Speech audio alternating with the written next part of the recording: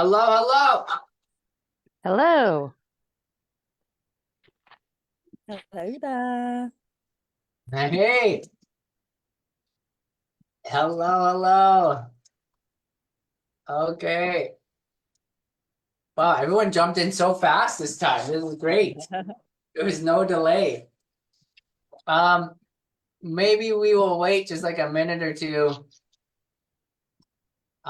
Welcome, Tatiana, too. You were here last time, but your camera's off. Nice to see you in the Yes, flesh. I'm able to actually sit down this time.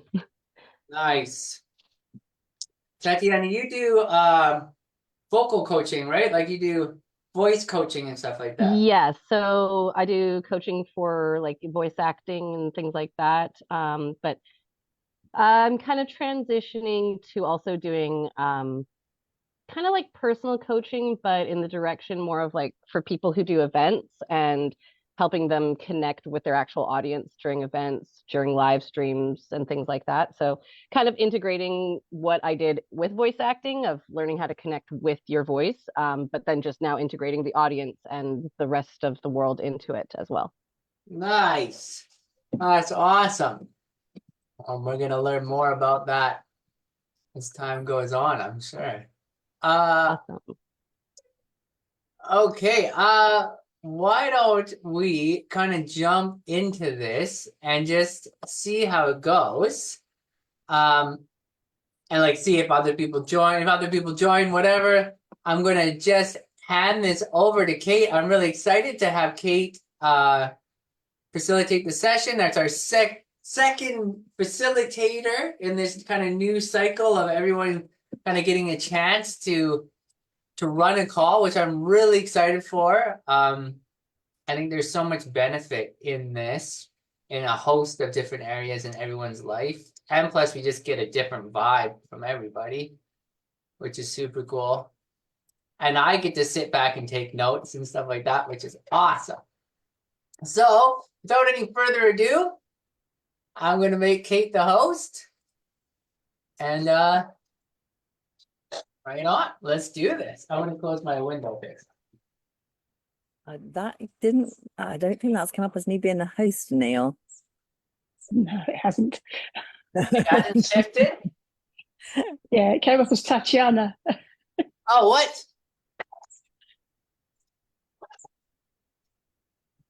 What did I have no idea that. I can switch it back here when I figure out what's going on. Or maybe it won't let me. I'm guessing a Oh, wait, different. I got you. Haha. I'm taking it back. Now, Yeah. The host now. I'm not quite sure what that means as far as technology goes. But welcome to this chapter all about invite, and thank you for the privilege of that you've shared with me, Neil, to host. I really appreciate it. And I loved Jane last week, just did such an amazing job. As you say, it's a very different vibe. Jane and I were just talking about that earlier. So I will dive in. So part of this 4-step process that Rich Litvin talks about is invite. And every week we start with looking at the image. So let's go. I will share my screen. And there. Has that worked? Great. Okay. So the opening to this chapter, that image. Would you like to experience a powerful coaching conversation? For me, that's utter clarity. And Rich, he uses that the word powerful a lot. I've been listening to all 4 of this 4th step stage for the last few days, and having is it courage? What is it that we need to be able to say it so clearly? Would you like to experience a powerful coaching conversation? just admit.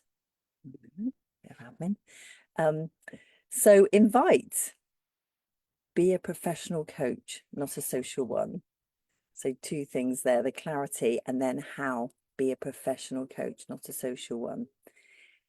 If it's okay with you, I will read the first paragraph or so, and then we can dive into how we interpret what we hear, what we see. Okay. So I need to just think about, I've got bits that are covering. Just going to minimize everybody, which means I probably can't see the hands, but then I need to see the text. So there are two lovely questions that change everything for a coach who is creating clients. Would you like some help with that? And who do you know? If you are talking to someone who you believe could get really great value from spending time with you, there's a simple question to ask them when you hear them describe their dream, their challenge, or their biggest fear. Would you like some help with that?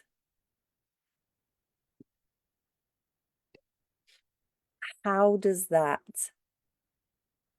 land, knowing that it's okay to ask that straightforwardly, if you like? I know from my experience, I've been hesitant to be that straightforward. Would you like some help with that?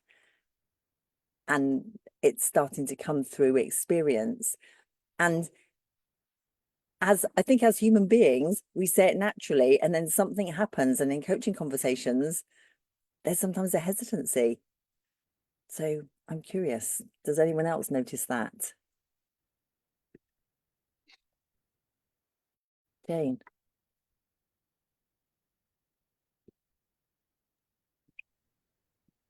That's interesting. And just listening to you say it there as well. And what I was thinking was, I've been putting invite and connect together, as we talked about last week a little bit, and kind of jumping in. And therefore, I felt really uncomfortable, almost like I'm demanding, you want some help with that. No, would you like some help with that? Like, please give me it. That's not the way I've been saying it, but it's kind of felt like that to me. And yet it's so beautifully simple, isn't it? And it's also, it also is not in any way wrestling the you will have some help. Or, you're not moving power, you're sharing it. Would you like it? It's an invitation.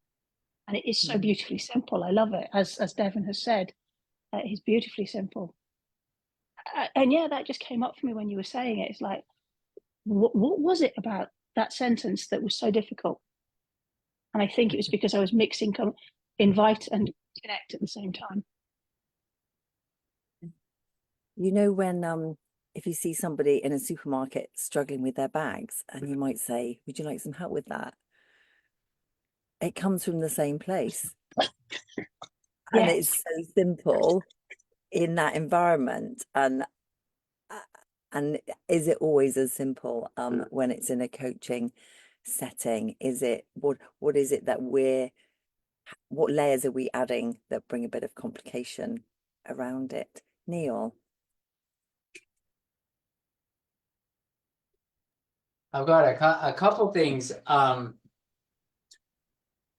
this. One of them is that I want to just point out in the image above that the guy is like the woman is asking, would you like a powerful coaching experience? And he is smiling. So there's like, to me, there's this difference between, say, like maybe a therapy session or some situation where you might be helping someone with something that they're frowning about. So it's not like, would you like some help with that? And the person is in a state of despair or sadness or something like that. This person is happy to be hearing this asked of them.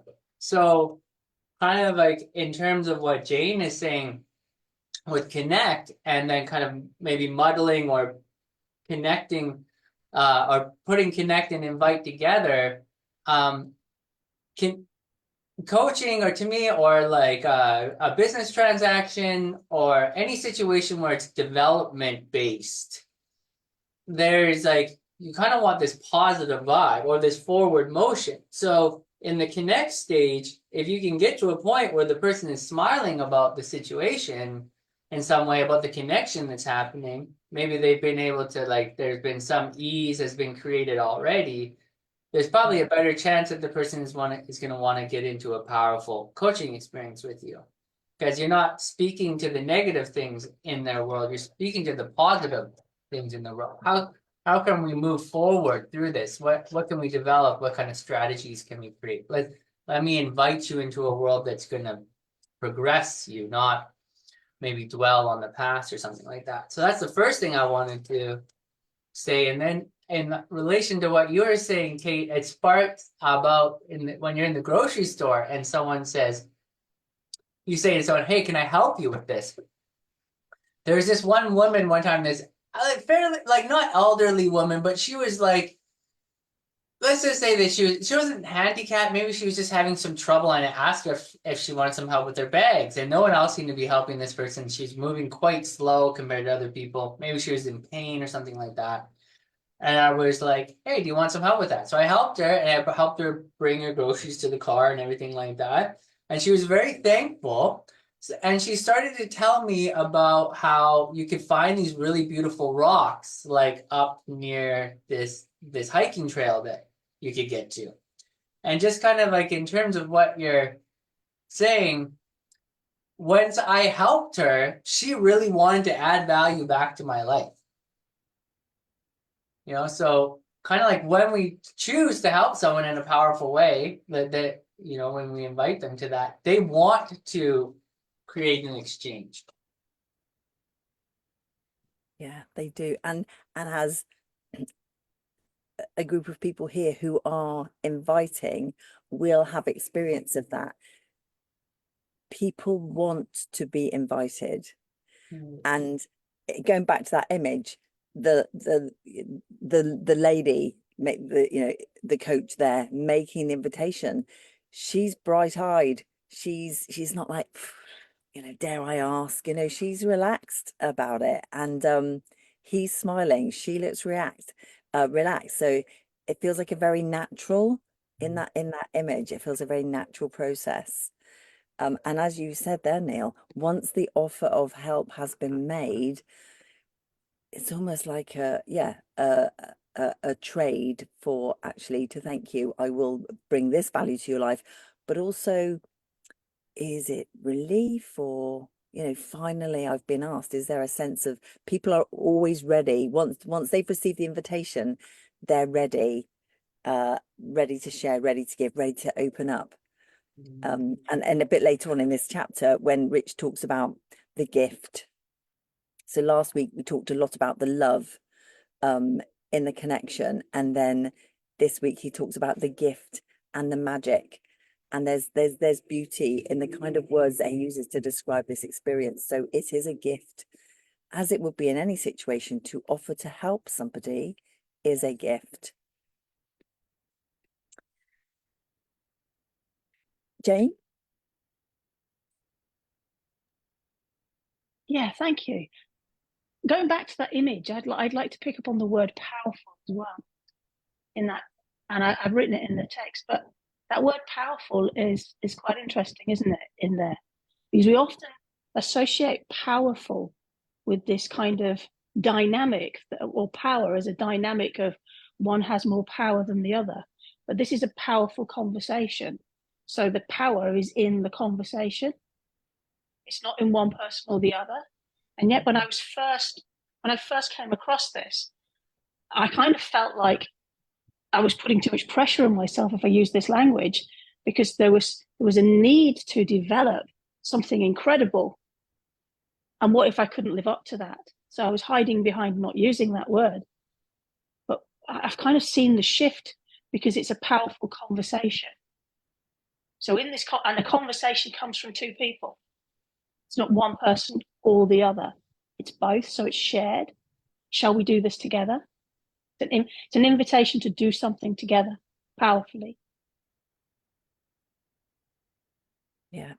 And would you like, so asking permission always, would you like Yes. that powerful coaching conversation? So the powerful conversation, and we hear a lot about a powerful experience. So then powerful is in how it's being received. So there's something Yes. along there as well. Neil. I wanted to kind of extrapolate what you're saying, Jane, to outside of the coaching conversation. And one thing I also just want to acknowledge Layla in this actually, and how she hosts the Moonlight Jazz concert series that we have, and she creates this powerful connection between the audience and the hold on. Oh yeah. And herself as a host and the audience. And it's phenomenal because it's such an integral part of what we do in Moonlight Jazz is her working as a host in that way and connecting with the audience in such a way that there's this powerful experience that happens. Like suddenly the audience feels comfortable, engaged. They're anticipating the performance experience, and it's like this two-way street. It's really cool to see happen, and without that kind of like connecting, and then this invite, it's almost a subliminal invite, but that powerful creation, the concert series would not have nearly the impact that it does. So I just wanted to acknowledge Layla in that and just kind of spread it out a little bit in terms of how impactful that is. And it's the creation of that. So through that one sentence and the way you've described Layla as that host, creating so much in a moment, because this is only a moment, isn't it? And that way of being, would you like to creating some space, and there's that willingness in whatever, it's just a bit more admissions, whatever the setting that Layla's in, the supermarket setting, the coaching conversations, the powerfulness of making the offer, making the invite. I'll read on. So would you like some help with that? If the answer is a clear yes, do not jump into coaching them in that very moment. Be like a doctor. If you meet a doctor at a party and you start to tell them about the problem with your knee, they won't ask you to roll up your trouser leg. They'll tell you to book an appointment. I love that. And I can absolutely relate to, I would hear somebody share a problem. I remember somebody saying to me, oh, I feel frozen. And I launched into coaching them, and I was a very social coach until I started reading this book. And then I realized, and the other book, Melissa Ford, Living Service, she, if you listen to her audiobook, she describes when she was a social coach hilariously, but this doctor image creates it makes it real, doesn't it?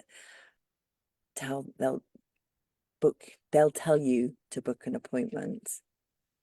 Layla.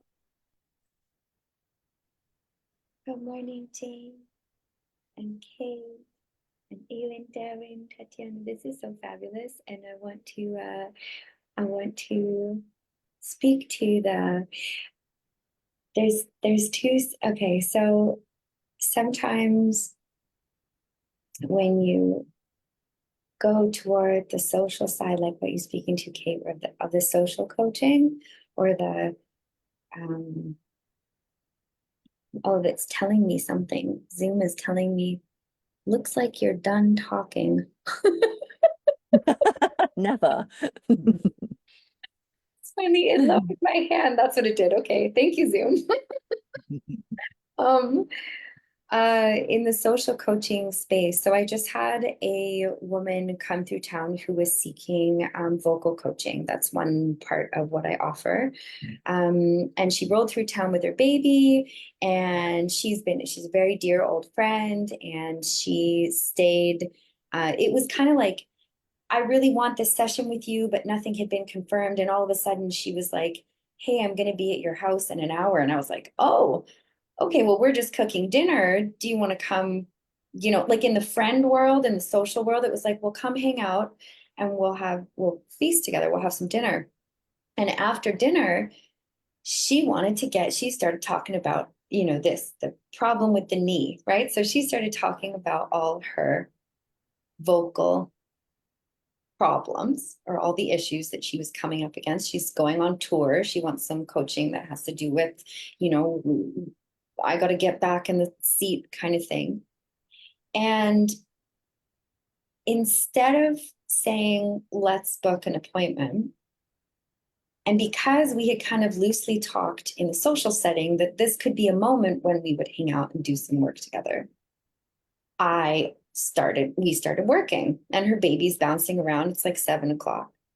And in the social nature of it, the work meandered through an evening.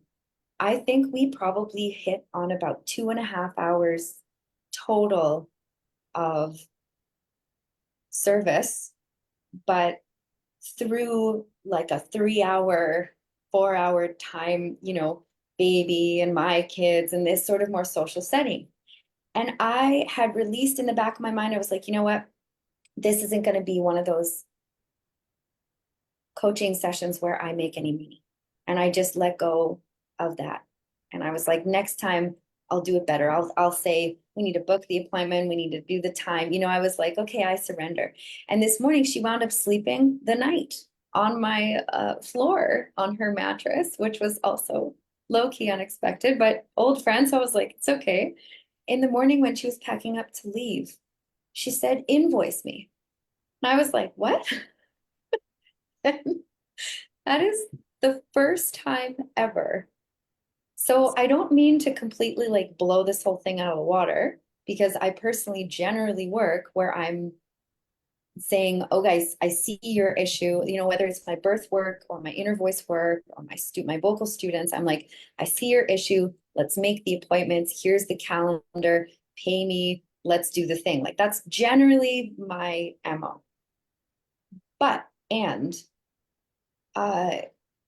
I don't even know like what it all meant, but to have someone turn around after what I would have generally considered a social coaching and say, invoice me. That was so valuable, invoice me. I was like, okay, like what do I even, how much time do you think it was like, wait a second, what is going on?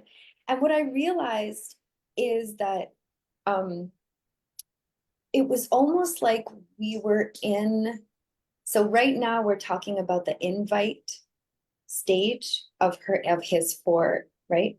It was almost like we were in the connectee stage still, and we were connecting. And in connecting, you wind up having powerful conversations. You get to know someone, you are social.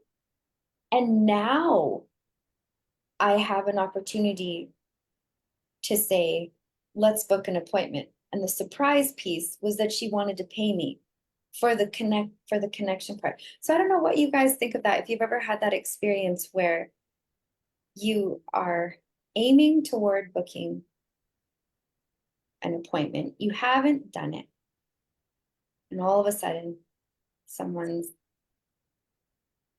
paying you for what you perceived of as more of a social. Yeah, I would love to know your guys' thoughts, because it very much surprised me. It just happened last night. Thank you for sharing that, Devon. What's your reflection?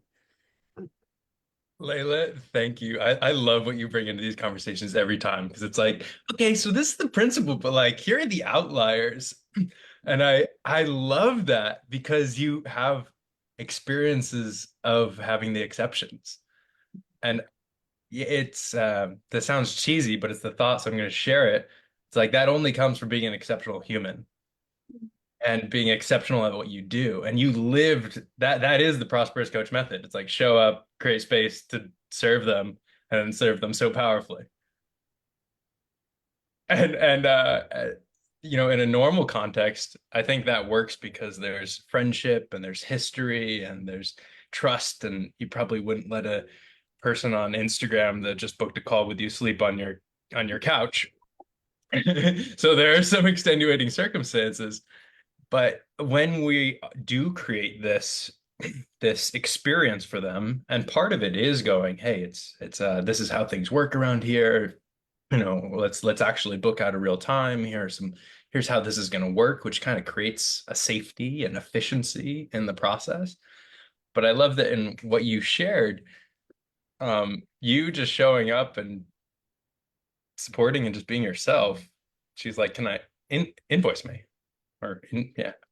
And at the end of a more maybe intentional container, it's basically the same thing, but it's like they want you to make an invite.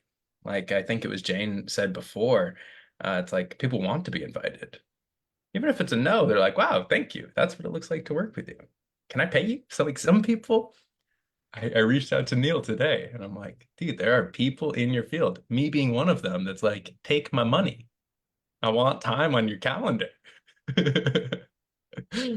So, love these conversations. Thank you.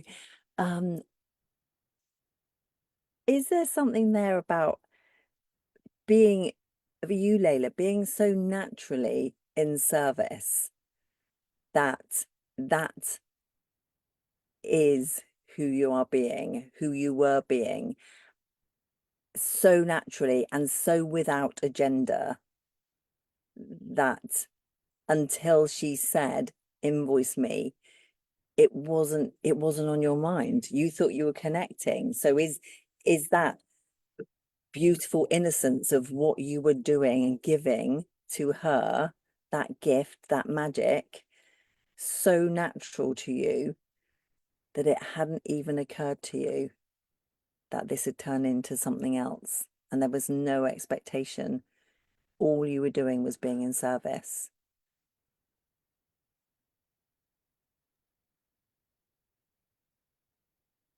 Like makes me emotional, Miss Clark. It's like I don't know. It was maybe it was I knew that in the background I knew she wanted, when she started launching into it, it was definitely a thought like, oh, this is what she wanted. You know, it was like, aha, here's the place where she's seeking that service piece. I don't know. Yeah, I'd have to think about it, because then at the end in the morning when she was like, invoice me for it, then I was like, my mind clicked and I was like, well, shall we I was like, shall we book another? Then I was like, now I'm going to invite you in, you know, now I'm going to give you that invitation. Shall we, now that you've had this, this moment, this experience? I don't know, Kate, I have to think. That's great. I love you for that. Thanks for making me think. And perhaps there is no thinking to be done. Perhaps it was just one of those beautifully rich moments, one of those gifted moments, and that's how it was absolutely meant to be, and that there's no analysis of it to happen. It's simply a beautiful thing. Neil. It also reminds me of Rich says, give people no less than 2 hours of your time. You know what I mean? As a way to, as in the connecting process. So sounds like you did that. Sounds like you gave your friend, you know, your complete attention amongst like the things that were happening, and created a powerful, that kind of powerful 2 hour situation where you really sorted through a bunch of stuff with her. And those are kind of those powerful conversations that people never forget. I'm glad that you've brought up the 2 hours, Neil, because I've been thinking a lot. I'll come back to you in a sec, Ellen. A lot about, okay, because I know some coaches offer a half-an-hour discovery call, and some longer. 2 hours is long enough to get below the layers, isn't it? So for you, Layla, demonstration there that you really opened up her thinking. And so I'm just interested to hear, what is your experience of this conversation, this opportunity, the first opportunity? How do you do it? And whether it's as a coach or whether it's as a musician or whatever your setting, how do you, what is it that you do and you offer? Ellen.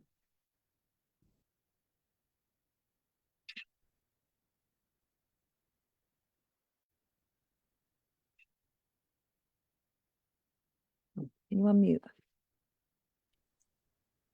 Good idea. I don't have so much experience as a coach. I started coaching in March, but what I tend to see is really how important building rapport is. And this about the 2 hours could be because it takes time to get underneath each other's skin, you know, to really get a feeling of who are you for both parties, so that the client can feel safe and valued. And what I have experienced myself is that the client that I have that has made most progress is someone I knew. She was a kind of friend, a little more than an acquaintance, but we didn't have much contact. But I feel free to be myself around her because we have already built a relationship. So that means that I don't have to think that I need to build something here because it's already there. So I'm more open, I'm speak more fluently, the stories, you know, I write notes because I have sometimes brain fog, so it's difficult for me to remember everything, and it's good to see the words and make connections. But with her, I hardly write a word, and our conversations goes beyond the hour. It does, but then it becomes more friendly. And I was very aware of this when we started, that, you know, this should be something else than just us having a chat. And she was totally into that. And this Monday, she and a third friend was here for drinks in the evening. And she was like, well, but how about if we start talking about, because what you and I talk about in the sessions, that's topics that would be probable that we talk about in this setting as well. With how I don't want it to feel awkward for you, and I don't want you to feel like I'm misusing our friendship. And I was so glad that she saw that. Most of all, I felt really respected, and it was so easy for me to say, you know what, that's up to me. I will give you a clear message if I think you're out of line, or if this is turning into, I can say that we'll talk about this in your next session. but Thank it you for wasn't. But I was just closing out. It was not a problem. It was not a problem because I am me when I'm with her. Sometimes with clients, I'm not 100% me. And to Layla, I believe maybe that was what she thought was so valuable, that she could see it extremely more value of it. Like Nick shared a post in the Coaching Musician today. If you haven't seen it, I think you should read it because it was creating value for the client. That's what I thought of when I heard your story. You obviously created so much value for her that she looked beyond your friendship and saw how professional value that evening was. So yeah, that was what I had to say. Thank you, Helen. When you said there at the beginning, I felt able to be myself. And it took me back to the image at the top of the chapter. Those two people, they look very relaxed. So it looked as though they were both being themselves. And you've shared there, Ellen, as you did, Layla, you were being yourself. So this was less about, I need to get a client, and it was simply being yourselves. And you shared there, Ellen, too, that when you're having conversations with her, you're so comfortable in who you're being and how you're being that you don't need to take the notes, that it feels that you're in a more comfortable place yourself, and that she will sense that, and that it creates that beautiful relationship with ease. Yes, I so agree. And it was like, just want to add quickly that I see that it's much more important in coaching that I am myself rather than being a coach. Because that's what's stopping me from being myself. It's when I think that it's important that I'm someone else or someone in particular, or doing something in particular, at least. So yeah. Being yourself. Thank you. Jane.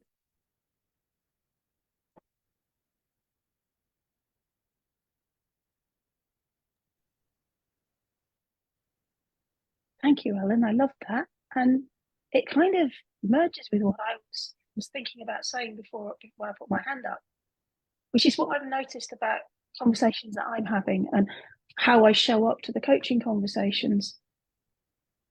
And when I first started, there was this thing about, how does a professional coach show up? What do I do? Whereas when I was working, as a coach within being a leader and coaching staff, there was already that known relationship. They were on my team and I was coaching them. So there was already that kind of understanding of who we were. And I think it can, and I also remember many years ago when I first got a job as a senior member of staff in school as assistant head teacher, and having a conversation with the head saying, is it okay if I show up as myself as a teacher in my classes, or do I need to show up as an assistant head as a teacher in my classes? Because I don't think I can do the latter. So I reminded myself of that in my coaching when I first started coaching, and I made a conscious decision to go in as me, just be me. Because it's a damn sight easier to be yourself than pretend to be somebody else, isn't it? Because when you're pretending, you're in doing, as you so clearly related to. And when you're being yourself, there is no effort involved. It's genuinely, you're genuine yourself. And now recently I've started coaching men as well as women. And I'd set up originally as just coaching women. And I noticed this playing in again. I need to turn up as different because this is a man I'm coaching, not a woman I'm coaching. And I felt so uncomfortable.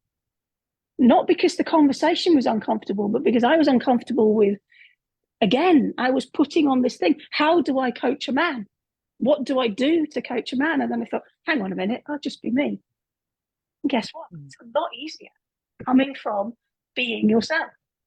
And if you're genuine through that, and everything about you shows out in what you're saying and what you're doing, and the person you're coaching can connect with that, it's beautiful.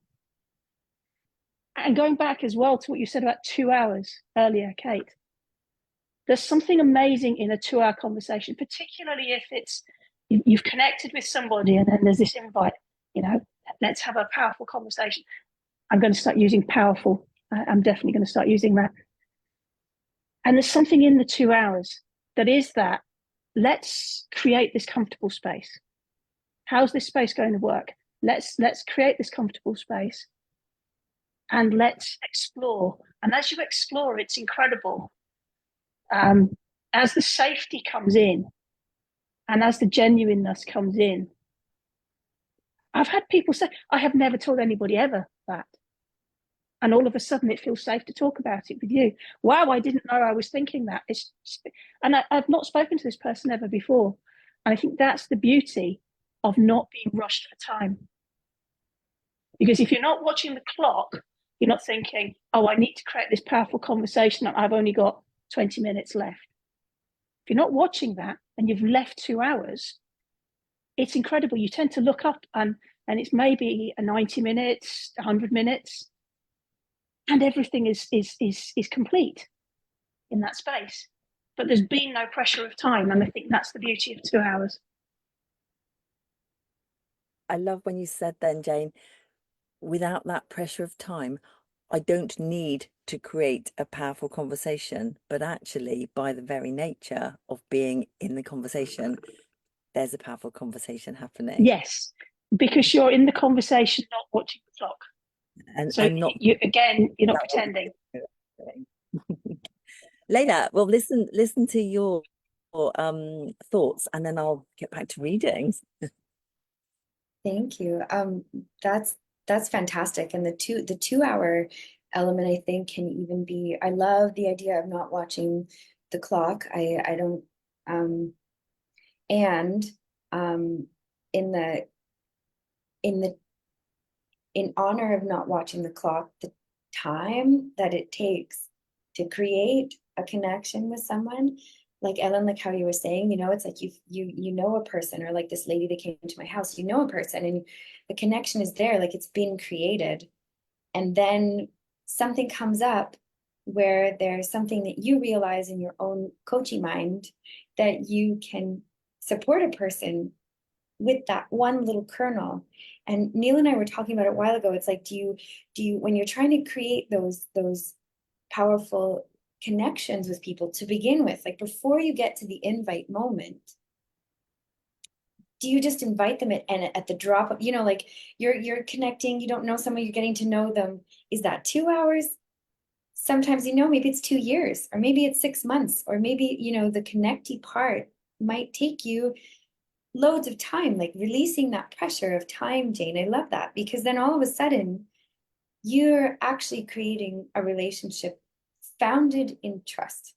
And then at some point down the road, they're going to say something, and you're going to be like, maybe I could support this person, that I've created this relationship with, no matter what you're, whether it's coaching for voice or business or personal or birth stuff or whatever the jobs are.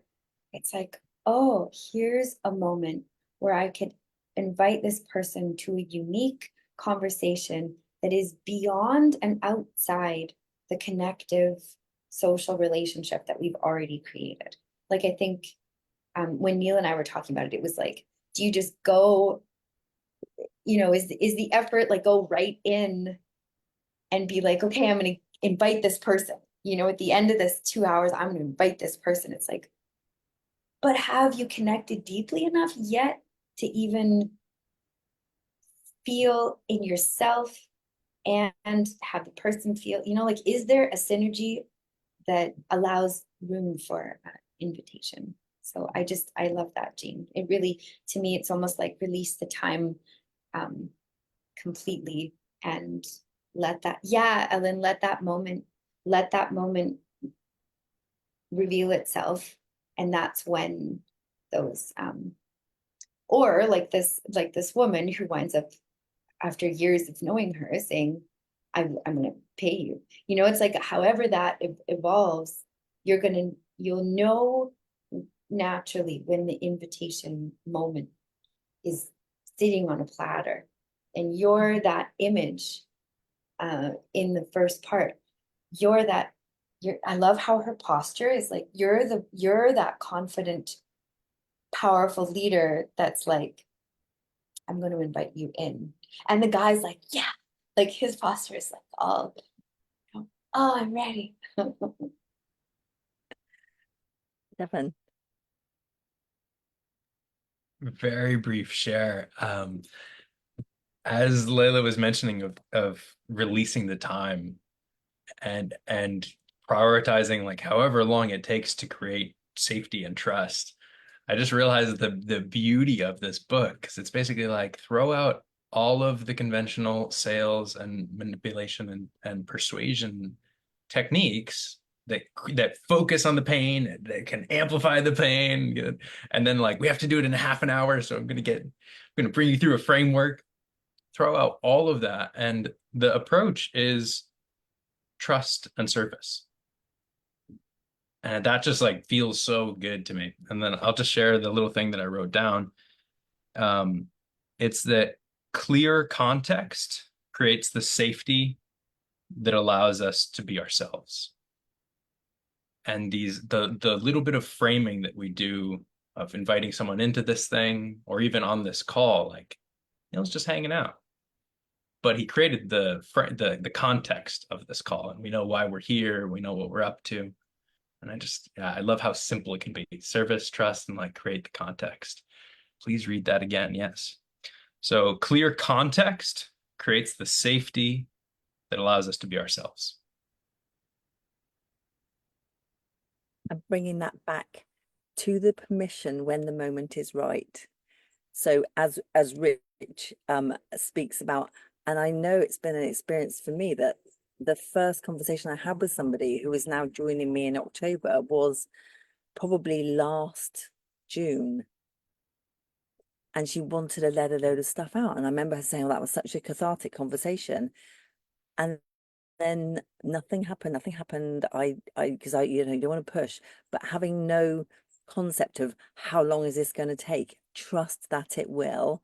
And then there will be something that you know that it's right to say, would you like some help with that?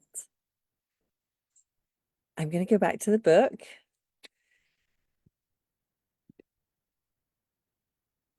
She says, forgetting how to share a screen. Okay. Tell you to book appointments. So be a professional coach, not a social one. If the answer to a question, would you like some help with that, is a clear yes, invite them to meet with you. In person is always best, but over the phone can work perfectly. Block out 2 hours for them. Let them know that you will create a life-changing coaching experience. Don't be afraid to tell them that. Coaching is life-changing, even a single session. So we've talked already about the 2 hours, and we've talked about the using of the word powerful. So let them know this will create a life-changing, this will be a life-changing experience. Tell them that. Neil. I really like, there's a little distinguishing thing here. Kind of pulling in what Jane was saying, is that he doesn't say, let them know that you will create a powerful coaching conversation. Like Jane was saying, like the powerful conversation is what arises from the people in the coaching experience. And then like Devin was saying, context creates that place of trust and like security and service.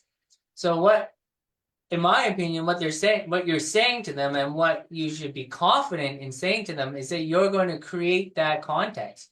you're through this whole thing that you're doing, you're going to create the life-changing experience or the parameters within which you can have that super powerful conversation.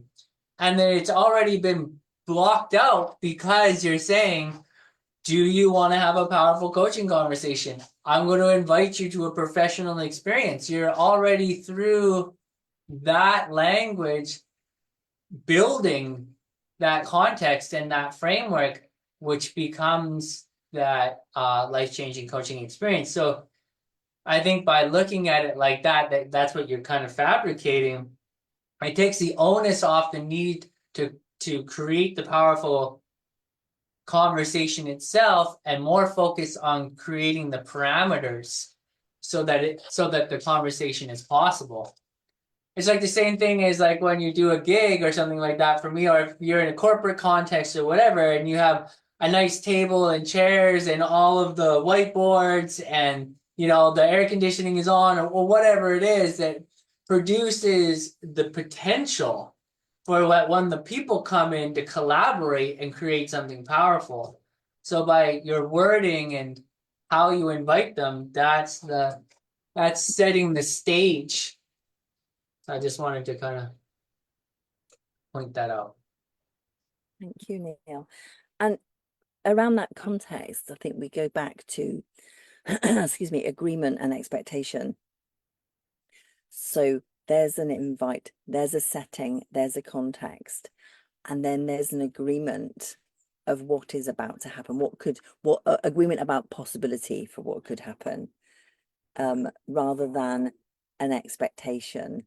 So this context, setting the scene, creates an agreement. So both people, going back to the image, this is a very relaxed image. She's asking, he's like, hell yeah. And that the agreement is formed in that moment. Ellen. First of all, I really loved what you said about the agreement, because that's a part where I'm just waiting to get to the next level, to be bold enough to say that, yeah, coaching with me is a life-changing experience. I'm still reluctant to go there because, well, I know it can be, but I can't promise that. I can promise, yeah, I can do what I can, but I cannot promise where you are. If you are open to be coached in a transforming experience. So I really loved what you said there. That was something I was about to comment, and you answered it, Kate. So that was really good, because an agreement, it opens up their mind and their curiosity. And if you have their curiosity and openness, then anything's possible. But I cannot do that. They have to do that for themselves. But what I also wanted to say was, I reacted a little bit to this. In person is always best, but over the phone can work perfectly. I have always been an in-person person myself. However, when I started coaching, I started to see that over Zoom could maybe be more effective, rather than being in the same room where there could be other distractions. When we're on Zoom, we look at each other. If we sit in a room, then your eyes might wander. So I would just, if it's okay with, if anyone would like to just say what they feel about it. I'm not so sure anymore that I believe that in person is the best, but Zoom, I would prefer that, so you can see each other through more than a phone call, obviously. But yeah, that's. Thank you, Ellen. two things there. I notice the way Rich always presents the language that he uses, and he says here, don't be afraid to say that coaching is life-changing, which is different to saying this will change your life. So there's space there. It is life-changing, and it's down to the person being coached as to whether or not they're ready for that. But I you know, and I welcome your thoughts. Coaching is life-changing.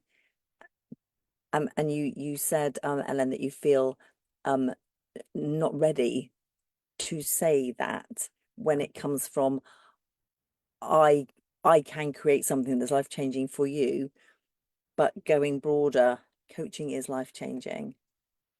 You don't have to do it, but it is life-changing, and it could be. So it's about possibility rather than a statement that has a guarantee. And so thank you for that. And my thought on, should it be Zoom, should it be in person? Jane and I were talking about this earlier, and I was driving, so we'd planned to have a face-to-face call, but actually we had a good old-fashioned, we just listened. We couldn't see each other. We kind of got out the habit of just having a conversation, just listening, and both noticing that it's only about the listening. So I feel the more confident I've got with listening, that I'm more able to feel comfortable to not see the person. My thought. I'll go in the order that I can see on the screen. So I'm sorry if it's not the same order that you put your hands up. So Devon is first on my screen. I love this distinction of again, coming back to what's truthful, which maybe you don't know. Maybe you're a little wobbly with like, my coaching is life changing, but you can be like, coaching as a whole is life changing. I can get behind that. I'm in my integrity when I say that. And I also wanted to highlight something that was agreements about a possibility. Kate, that was like, creating agreements about what's possible here rather than the expectation. The reason I initially raised my hand was I was just inspired to share a memory and an actual experience where saying something bold actually opened up a really beautiful possibility. And then Ellen shared the perfect segue into this. Like, I don't know if I can say my coaching is powerful. And I was at an incubator, like a month-long incubator, having breakfast. So I'm just like there with my laptop journal and I don't know, a bowl of fruit. And this woman that we had few conversations with sits next to me, and she was like, I could tell she was a little on edge. And I just, kind of opened the conversation because we had a little bit of rapport, and I encouraged her to like honor her work commitments and create that time. I was like, hey, I'm doing my thing. Feel free to do your work. And she opened up her computer, and I just saw like tabs all the way across and like all kinds of things popping up, like all different windows. And I was just like, hey, are you basically, do you want some help with that? Like, that looks overwhelming to even me. Like, and I support people with that specifically, like digital minimalism. And just from seeing it, like, I didn't go to breakfast to land a client. I went to breakfast to just eat, and I saw an opportunity right in front of me present itself to be like, do you want that? Looks chaotic. Do you want some help with that? And she was open but skeptical. And this is the part that I wanted to share. And I was like, I don't know that we've talked about what we both either of us do. I don't really know what you do. You don't really know what I do, but I do this thing with mind mapping, and I help like simplify people's mess like that. Like, do you want some help with that? And she was still a little skeptical, and she's like, I don't remember what she said, but I remember saying like, it'll rock your world. And she was like, I have never had a man say it will rock your world with a straight face, and I actually trusted them, and I believed it. And we went and we had a great conversation, and I like sorted through everything. Great session, led to referrals and stuff. But it was just like, oh, this can be so natural.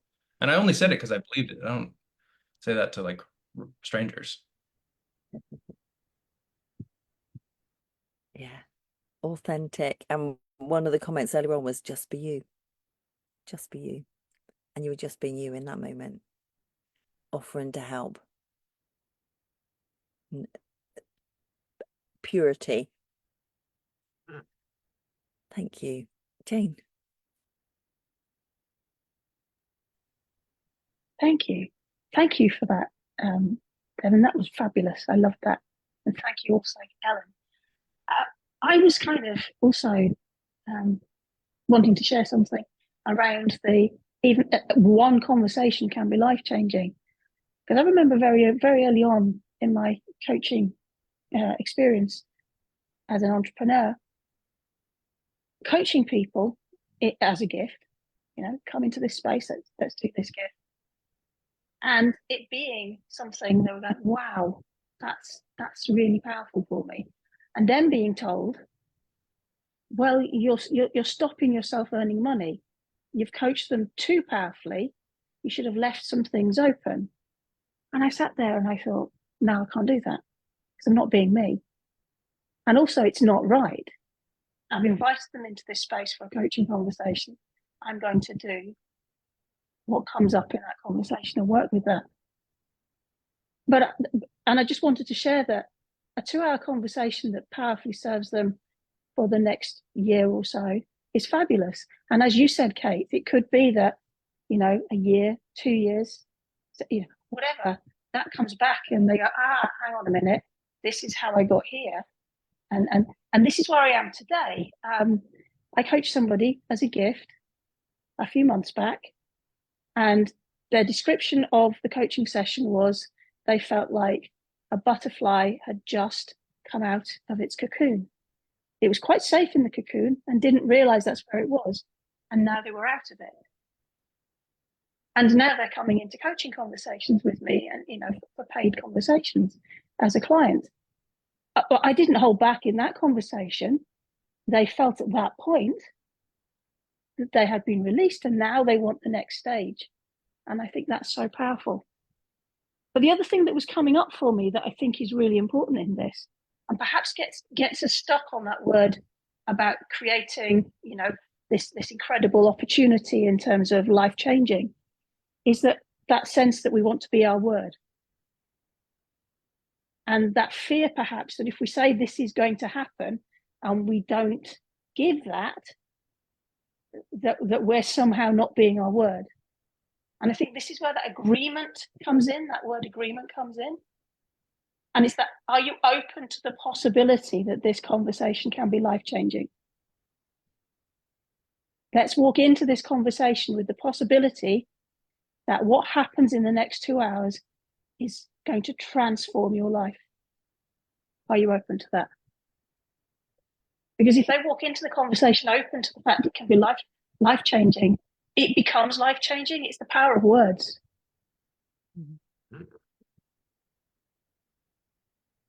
Thank you, Jane. And going back to, because you said you'd had coaching somebody with such wonderful results for them that it might be just one conversation, and Rich acknowledges that even a single session coaching is life-changing, even a single session, and being open to the possibility of that. Tatiana. Hello. So I wanted to just touch on some of the things that Ellen was kind of talking about and asking about. So the in-person conversation versus like over the phone or on the internet. For me personally, with clients that I've worked with, it seems to be almost like an actual evolution. A lot of them want to start on the internet because that just feels safer for them. They don't know who you are. Yes, you need to start actually making that connection with them. So a lot of these conversations I find for the connection aspect just start online, getting to know this person, what they're actually doing, what they're trying to achieve, where they're trying to go. And then as they actually learn to have some trust with you, you gain some rapport, then you could move it on to having more in-person conversations. But even then, I like to try and create almost a group environment where I'll invite multiple people to come in so we can all meet together. It creates a little bit more of a connection with everyone, with everything that we're doing. And then if anyone wants to individually connect with me, they feel a lot more open and able to, but they're also able to connect with each other, work with each other, and help each other in those ways. So while, yeah, I think that on the phone, on the internet can really actually help open things for people, because everyone that I encounter is so closed off. They're so apprehensive. They're really skeptical about anything you might say, any offer you might have. So they don't even want to be near you in person yet. They need to get, figure out who you are, actually judge your energy, see how you communicate. Like, even for myself, I've been on multiple calls with multiple different coaches over the last little while. And yeah, there's two different styles. There's the, I'm going to pressure you into coming into another meeting. I'm going to pressure you into doing these things that I want you to do, versus actually listening to me, what I'm needing, and offering what they have that will actually help me. So that's how I've changed up what I'm doing when it comes to then what you were saying, how you don't feel like you can actually offer that life-changing experience to them. I really struggled with that thought as well, because in voiceover, the very common conversation that would happen is, you start connecting with this person, you start talking about all these things that, don't they want to improve on a certain aspect of their reads or things like that. And then you're finally coming to that point where, like, yeah, you want to work together on this. They suddenly put up all the barriers and say, well, what have you done that would prove that you could even do this to me? Versus actually just demonstrating, hey, I'm not going to be able to give you this life-changing experience with our first meeting, but I can definitely help you connect more with your core voice. I can help you do this one very basic thing that you can achieve, and start with that offer, start with that kind of connection to them, and how they could actually start trusting you with your word, with what you can say you can do. And then that builds the ability for you to create that life-changing opportunity with them. I have been working with a current client. It was very much on just like kind of a donation basis. She gave what she could, but any opportunity she had that she required some voiceover coaching, I helped her out, whether that was online or in person. And over the year, she didn't have anything actually landing. She didn't land any jobs, but she was feeling really good. Every single session we had, feeling better and better and better. And then guess what? Recently, she landed a really big job, and it had to be worked towards. I couldn't guarantee her this job when we started a year ago, because that wasn't realistic. That's just completely unrealistic to say to someone. But I could offer her a gradual improvement every time we got together, and she saw that improvement. Her agent reflected on that. Even every time we sent out her auditions, her agent gave us feedback saying, wow, that was amazing, even better than the last time. Oh my gosh. And a couple of auditions she gave without the coaching, her agent immediately realized and said, hey, you're not submitting this. Go get your coach and talk to me after you've done it with your coach.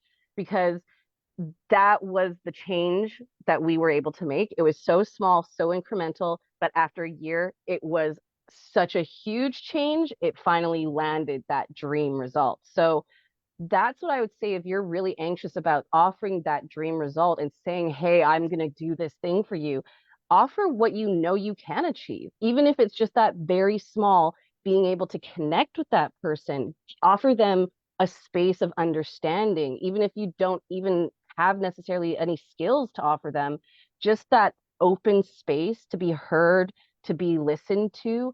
And maybe someone else in your circle that could help them, that you could connect them with. And maybe you might not be coaching them, but that might then eventually come back to you with a different referral with somebody else. Or maybe they will come back to you when the coaching is right, when they're ready for your coaching. So that's what I have to say for that, of just my own kind of experiences recently. And especially just voice acting industry is so weird when it comes to coaching. I initially approached it as, oh, I'm a voice acting coach. Nobody wanted to work with me because they all want your credentials. They all want to know what shows you've worked on. They all want to know what commercials you've landed on. And honestly, I've worked with so many different voice actors. that's not what actually makes them a good coach. Being able to actually connect with the person and help them with their different skills helps you be a good coach. So that's what I started communicating instead, was what were the skills that I had that I could help them develop? What were the areas of their career that I could actually help them move forward in if they were having issues with, or even just having someone I knew personally that I could then connect them with. It just creates that lasting relationship instead of the, I have this offer that I want to give to you, and they feel all pressured and like this, there's all these complicated emotions around having titles and things like that. So if you just offer more of a, genuine service of, I just want to listen to you. I just want to know what's going on in your life, and maybe I can help you in some way, maybe I can't, but I'm going to be that ear. Honestly, it's helped me to get people to open up so much more and be open to then actual coaching services that you might have, instead of feeling like, oh, I have to get something out of this. I'm paying money. There has to be a result, and all of those cascading kind of negative feelings around it. So yeah, just, hopefully that maybe can help you with your kind of coaching journey, that you don't have to be offering this, dream result immediately. Like I said, you could just be offering an open ear and, a space for them to be able to communicate and connect with someone. Thank you. Thank you for, so two things there. The beautiful thing about there is a flow. So they come to you, maybe they go to somebody else, and then maybe there's a referral, and then there's a circular thing, and it comes back to you, and that's okay, because we're all wanting to be in service. And actually there might be somebody who can do something else a little bit more focusedly, but acknowledging that I know people that I know would benefit from coaching. It doesn't have to be me. I would just love them to be coached, and no attachment to who it is, and acknowledging that it flows. And the other thing, going back to the coaching is life-changing, to be curious about that. So to make that statement, if we choose to make it, coaching is life-changing, what would be life-changing for you? Because that's different for all of us. What is it that the potential client wants? What would be life-changing for them? So what might be life-changing for us and feel so huge that we don't want to commit to making that promise because of our perception of life-changing, actually for them it's equally as huge for them, and it can be whatever it is. So to explore that, what is it okay, it can be life-changing. What would be life-changing for you? I'm really aware that I've hardly read any, but I'm also really enjoying the conversation. So are you happy that we carry on with the conversation? And maybe it needs to be a double session and we do a bit more, read a little bit further. So is that okay? Yeah, okay. Layla?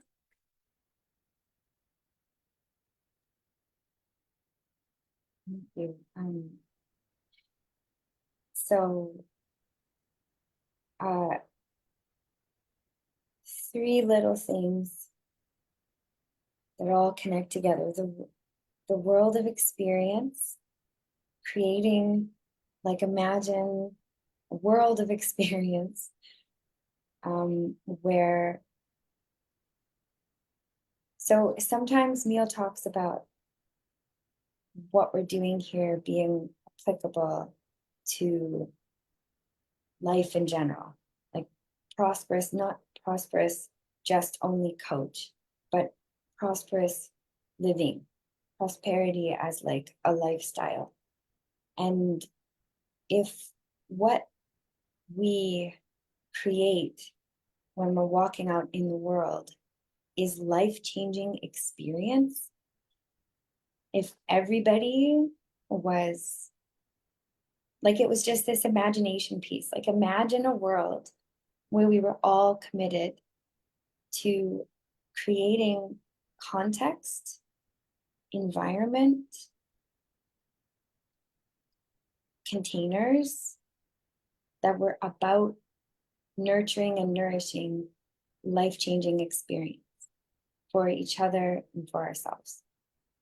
Then just for a second, like that was one thing that came to me, was like, if we pulled it out of just the coaching aspect, then in terms of the invitation, then we're all always invited into an infinite potential of Neil's nodding his head, an infinite potential of life-changing experience. So me, as I walk through my day with my kids today, and gosh knows what we'll get up to. We're going to go to the grocery store and we're going to go on a bike ride. I got to go to this mechanic to pick up my mom's car. And there's like regular life, If I walk outside in the mindset of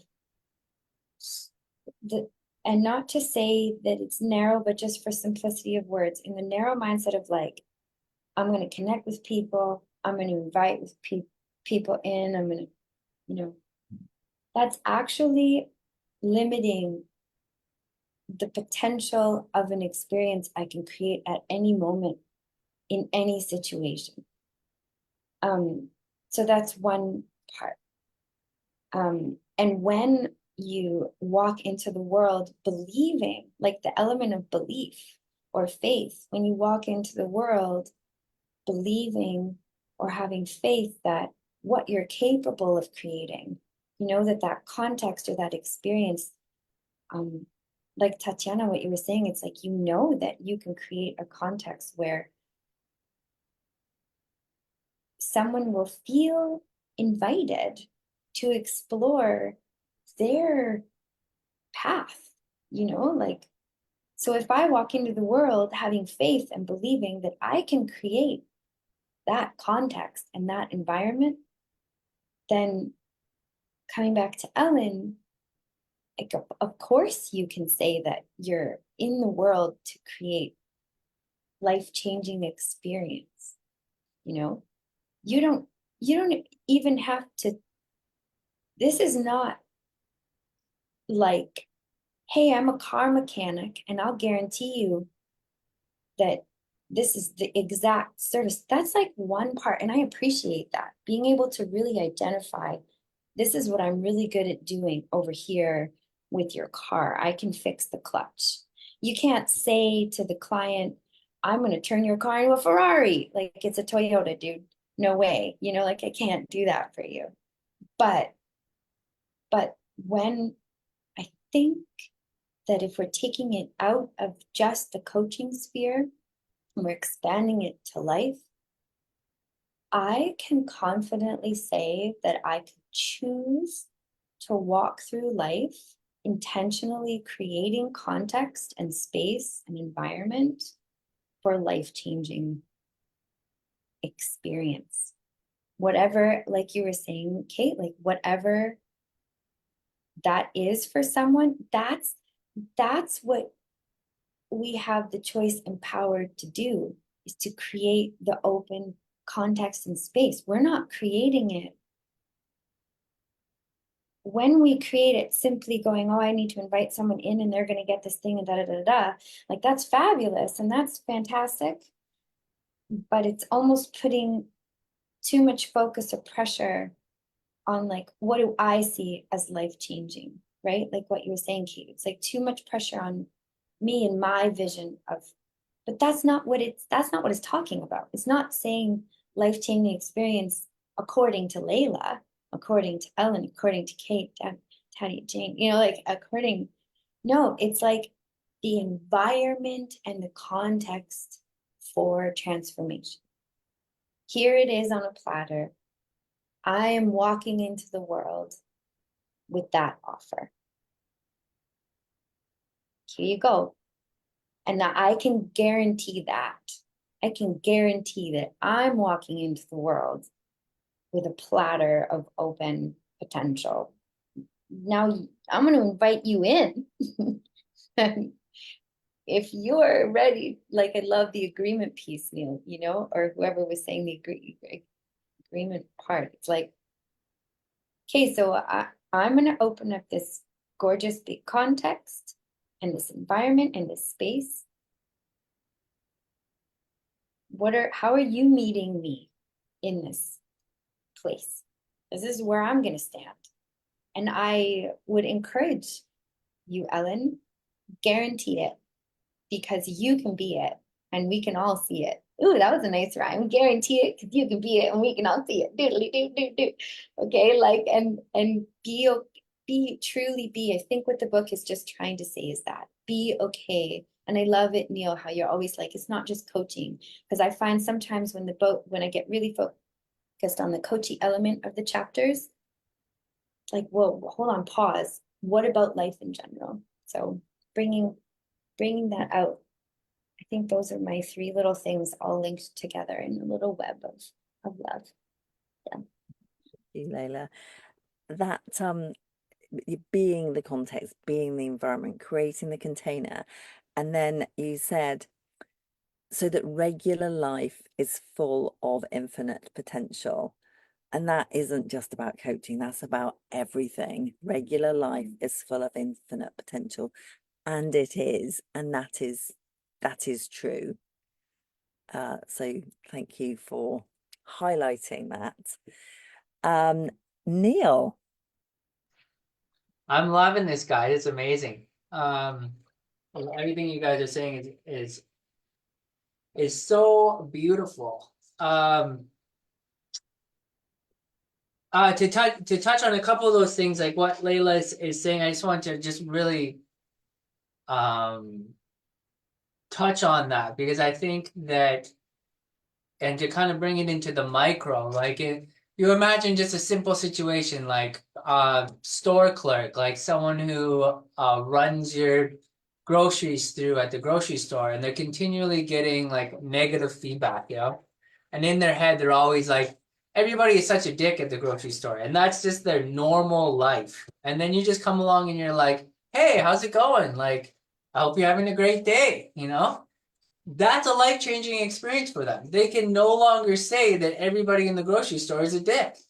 Like, that is forever not true, just because of that one singular experience, So just like Kay was saying, like what Layla was saying, what Tatiana, what everyone is saying is, like, when you drill down into the finite and you change the smallest things, it's forever changed.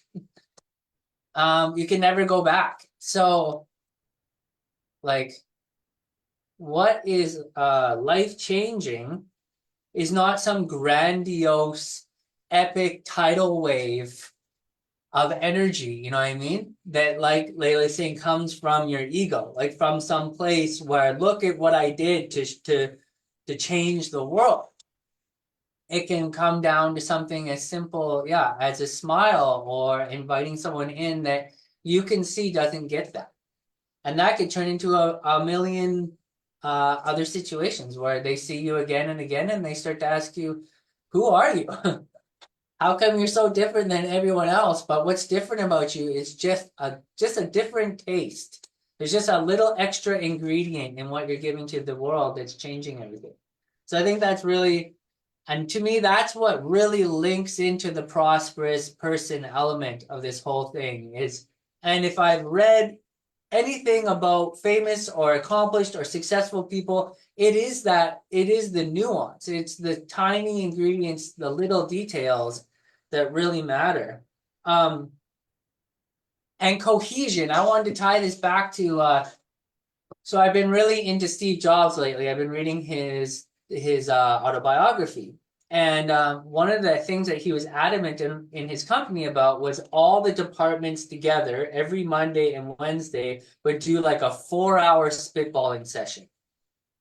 And they would just talk about all the products, everything that's happening in the company, the different marketing, and they'd have every single head of every department together. There was no compartmentalization between the different groups. And then it was a 4-hour session, so it would just go forever. And Steve Jobs hated slideshow presentations. He wouldn't let anybody do any of those kind of things. And the reason why is because he wanted conversation, and he felt that if you didn't know your stuff and weren't able to talk about it, then there was no way that that your particular department was working very, very well. And then obviously that was going to hamper the cohesion of the whole group. So I wanted to bring that. And then he started that when he came back to Apple after getting kicked out of Apple for being too much of a dickhead to people. And that singular thing was what allowed him to create the iPod and beat out Sony and all. Basically, all these other companies were fractious, and all the different heads of the departments of other companies didn't communicate with each other. And they didn't have these open, pretty much like endless conversation times to speak. And because of that, they couldn't get into the nuance, they couldn't get creative, they couldn't get to know each other, they couldn't network and create that cohesion. So I think that and to me, that's an invitation piece. Like, it's a connecting piece, but it's also an invitation piece and a context piece. Like, we're going to get together, we're going to do these things. I need you here, not hiding behind a screen, not hiding behind a presentation, not hiding behind the information you've learned, not hiding behind your notes. Just like, I need you to be here. And if you're here and I'm here together, we're going to create something that's so massively ahead of the curve that we're going to beat out everybody else just by the simple act of getting together and having the time to talk to each other about these things and invite each other and enroll each other in this larger philosophy, And Steve Jobs was adamant, I know this is a bit of a rant, but I just want to push this, about how important the details were and then how important the big picture was. So like how important the overarching mottos and philosophies and visions of the people were, and then how important things like rounding the edges of the iPad were. And like he considered both things that have the same level of impact in the world. So like when we take the time to look at how we can change the world in little ways and how we can change the world in big ways by speaking with each other, we're literally doing something that giant Fortune 500 companies who make billions of dollars a year don't do and then die because of it. So it's like, it's not just a coaching thing. It's not just an industry thing. It's a prosperous way of existence thing that bleeds into all aspects of the world, and it's proven.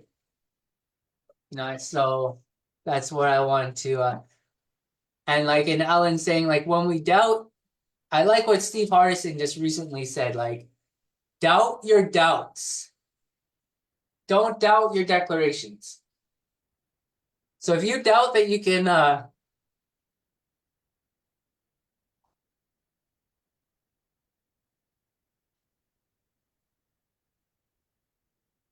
Neil, have you gone?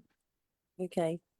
no, if you doubt your doubts in life, you will be successful.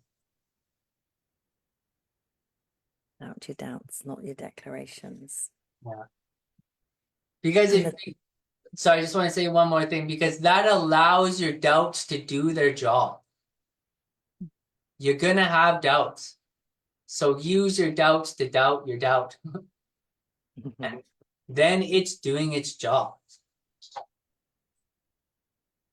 Anyways, that's my little rant for you at the end of it. Doubt your doubts, not your declarations.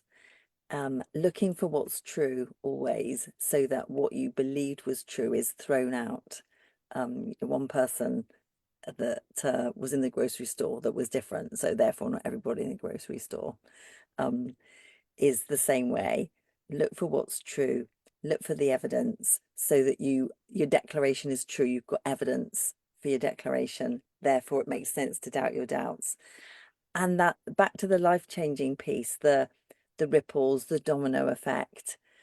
if somebody said to me, I will happily say coaching has changed my life. And if they say how, I'm like, oh, I don't know if I could put it into words.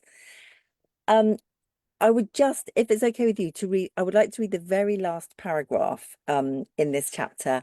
And maybe we'll have to do the other bit of the chapter in the middle. But just to close with this last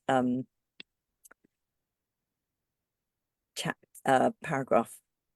Make your invitations as if you were inviting people to the best party in the world. Coaching is such a gift to most people's lives.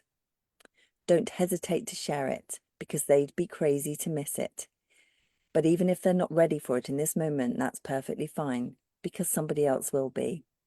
And when they are, that's when you get to create your magic. And so for me, it's a gift. And he says most people's lives. So he is not suggesting that it's for absolutely everybody. And it's such a gift for most people's lives. And that then we get to create our magic, whether that's as coaches, musicians, mothers, daughters, sisters, brothers. So I wanted to finish there.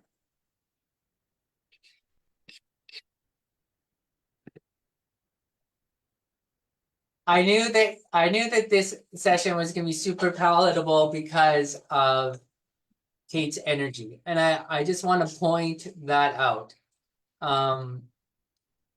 There's one of the reasons why I wanted to do these sessions was so that we could all get a taste of everybody's energy, who they're being, and how when the facilitating comes from them, how that being changes the situation, how that kind of infects the call, is the way I would put it.